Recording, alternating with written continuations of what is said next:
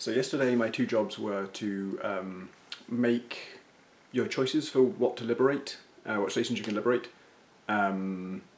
work better, so that no stations are unliberatable, and that it's fairly logical.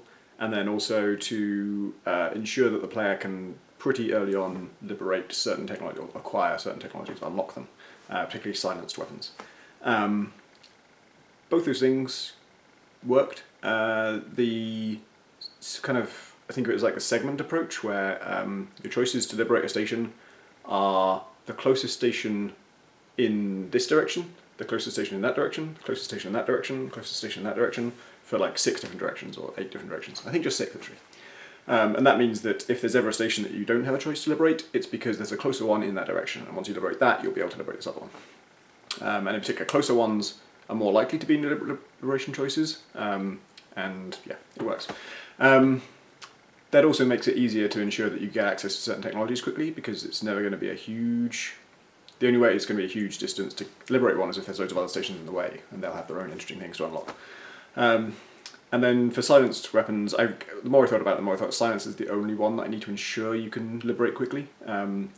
If you don't get access to concussion grenades for a while. I think I also decided that when something's locked off, it doesn't mean you can't ever find it in loot. It's just going to be... Either it'll be rarer, or maybe it won't need to be. Maybe it'll just be like you can find it anytime, but you can only buy it if you unlock it. So that solves a lot of problems. And I don't mind if you don't concussion grenades. If you don't get reliable access to concussion grenades for a long time, unless you work towards it, that's fine. There'll be other non-lethal weapons. Like, one of the reasons that's important right now is because concussion grenades are the only non-lethal thing that isn't a wrench. There are no non-lethal guns, but there will be. So that solves that to some extent. So the two things I actually set for myself to do, I got done quickly and in the morning. And in the afternoon I was like, this like placement of technologies and placement of liberation choices is partly hampered by the way that territory is divided up. Or really, there's just a whole separate problem with territory where the generator places the first 3 factions' territory, and then it places Sovereign's territory. And Sovereign's territory kind of fills up the rest of the space. And how big everyone else's territory is kind of random. In fact, it was generating somewhere like, I found one where like Foundry only has 7 stations, and that's not really enough. If Foundry had 7 techs, every single one of their stations would have to have a technology on it, whereas elsewhere in the galaxy you get huge swathes of the galaxy without any technology. So I wanted that to be more even, and also Sovereign's territory will some territories will cut through others, which is kind of okay unless it cuts it in such a way that then one chunk of the other person's territory is tiny, and that looks weird. And so yeah, tiny territories are bad, giant territories are bad, isolated clusters, like very small isolated clusters are bad. So I was wondering, can I fix that? It feels one of those problems that just seems so solvable. It seems so easy. It's just, can't you just do like I don't know how to pronounce it, but there's a Voronoi diagram, which means you take a bunch of points and then you divide the space up by everything that's closer to this point than any other point, that's one space. Everything that's closer to this point than any other point, that's another space. And it gives this really nice cell-like structure. It looks like cells of a plant leaf or something. And that's, like, code-wise, incredibly easy. Well, I don't know how you place the points in the first place, but it's very easy to tell GameMaker, like, hey, for each station, which is the closest point to you? So you could do that. The problem is that there's a rule about how stations and nebulae interact, and it's that stations have to be in the nebula. They can't be out in the black. The reason for that is it just looks weird if they're out in the black. And it gives gives geography to the galaxy. It's almost like the gas is land. It's also narratively, I was going to say important. Nothing narrative is important. But it is currently the fiction that the reason these stations are here is to harvest this gas. So it wouldn't make sense to put one out in the black. And it's not so much that they can't ever be out in the black, it's that if you're going to have... You would need some logic as to when they can and when they can't. If there's no logic, then it's just an even star field, and that looks garbage, it's just rubbish. So, that means that really, if you want a nice group of stations that all connect to each other, the way you divide them up is going to have something to do with those clouds. It can't be just points in space that you then divvy up, because then you can have weird things where like most of this guy's territory is in this cloud, but then a little edge of it is in that other cloud, but then the other edge of that is in a different faction's territory. It's okay to have like a long cloud where like half of it is sovereign and half of it is glitches, but you don't want little fringes, you know, and little isolated bits, because the other rule is that trade routes are only between stations of the same faction. So if these two clusters of stations are different factions, there'll be no trade routes between them, and that's when you get nasty little like straggly lines of trade routes that just look kind of messy and spiky. The time when the galaxy looks really nice is when everything that is connected is closely interconnected and looks like in a web, rather than a bunch of spikes and weird straggly bits. So, I didn't have much luck. It took a lot of time. It's massively complicated. It's so fucking difficult to tinker with this thing.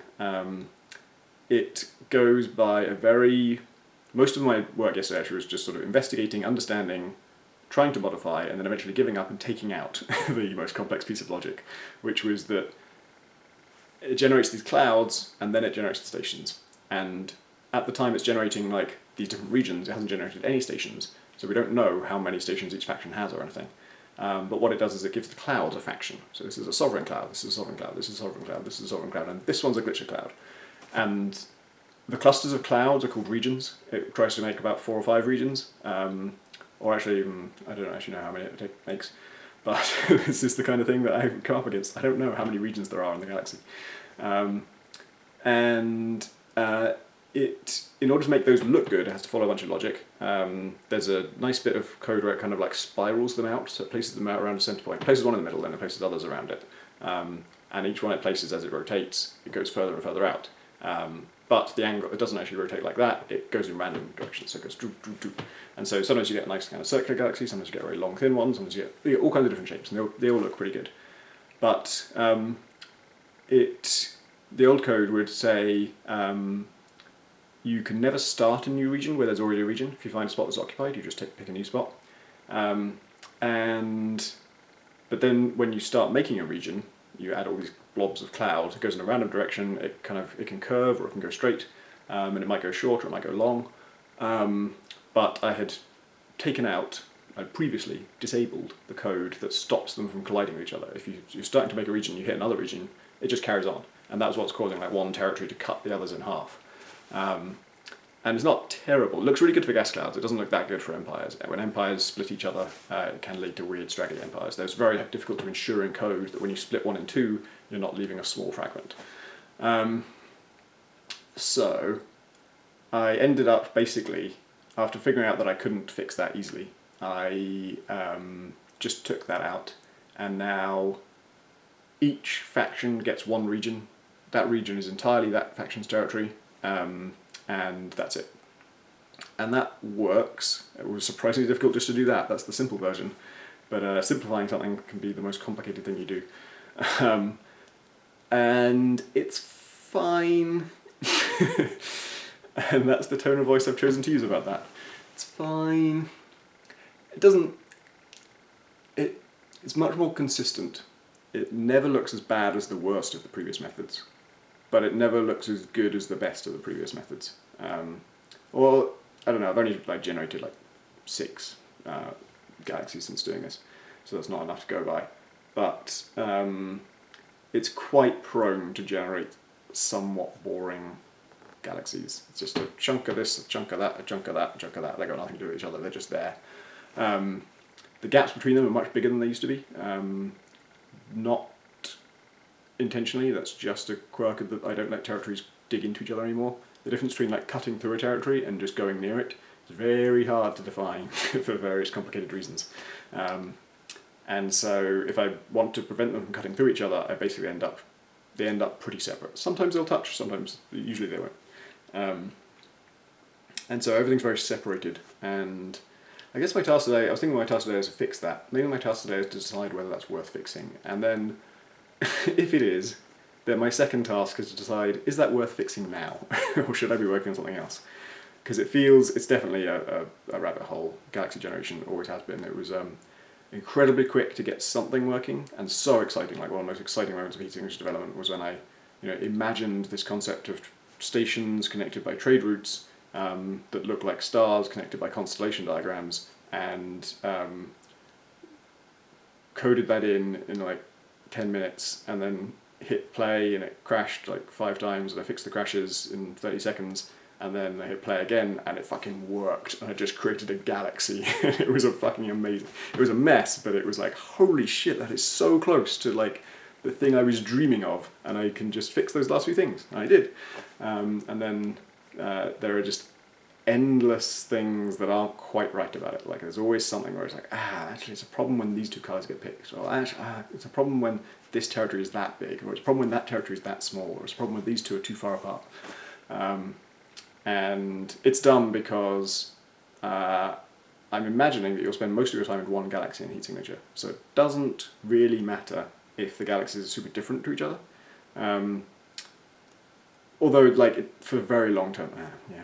It's like, it's a question of how different you want New Game Plus to be. There is no New Game Plus, but it's like, after you've completed, or after you've had your fun with like one galaxy, when you move on to the next, it doesn't matter if it's not hugely different.